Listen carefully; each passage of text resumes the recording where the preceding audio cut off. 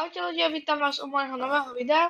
Dneska to bude také faktové video, takže si ukážeme jeden taký fakt. A tento look a tieto TNTčka nám pomôžu.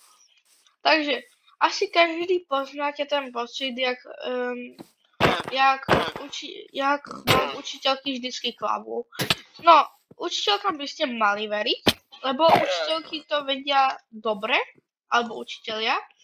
Oni na to dobre dlho pracovali, aby to vedeli, ako nás to naučiť.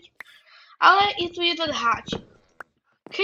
Keď už máte po základke, tak asi nie ste najmladší, akože napríklad 6-7 rokov, hej.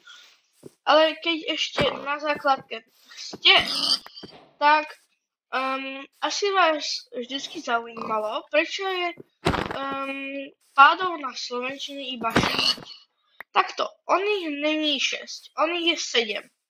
Alebo na prvom stupni hovoria, že budú tieto 7, proste 7 pádov a vždycky povedia iba 6. To je nominatív, genitív, datív, akuzatív, lokál a ale je tu taký jeden tajný, o ktorom sa už dlhé roky moc v škole nerozpráva.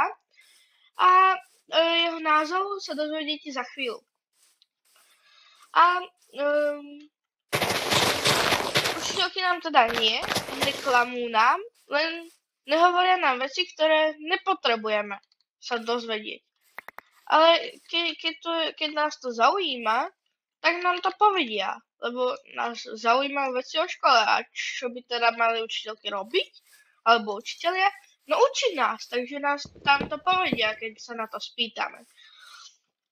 No pravdou je, že medzi akuzatívom a lokálom je jeden tajný skrytý a jeho meno je tam pod tými TNTčkami, takže nezostáva nič iné, iba sa pozrieť na to, who is it? Kto je ten impostor, ktorý nás tu celú dobu obskakoval? Jo, ak sa ten sa spravedlňujem. Áno, je to vokatív. V-O-K-A-T-I-V.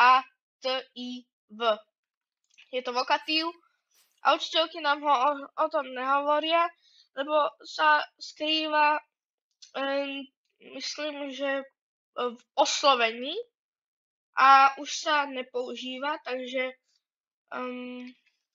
je to zbytočné, aby sme si s tým zaťažovali hlavu a nebýva to ani na písomkách, takže to je iba taký ako keby dodatok, že učiteľky nie vždycky hovoria pravdu, keď sa pomýlia, tak sa pomýlia.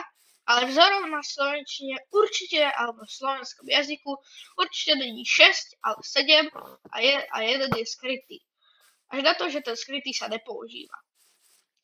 Takže prakticky je ich 6, teda je ich 7, ale používajú sa iba 6. Zaujímavý fakt, že? Takže keď vás toto video nezaujímalo, vôbec sa vám nečudujem, lebo zbytočne sa učiť naviac slovenčinu je aj pre mňa trošku prehnané, ale iba tak som sa chcel rozdeliť s mojou informáciou. Takže dúfam, že sa vám toto video páčilo. Budem rád, keď hodíte like, odber. Najlepšie by bol aj zdieľanie, aby sa to dostalo čo najviac ľuďom, ale je už na vás, že či si zaberete svoj čas a budete toto video zdieľať, alebo by som za to nesmierne rád. No a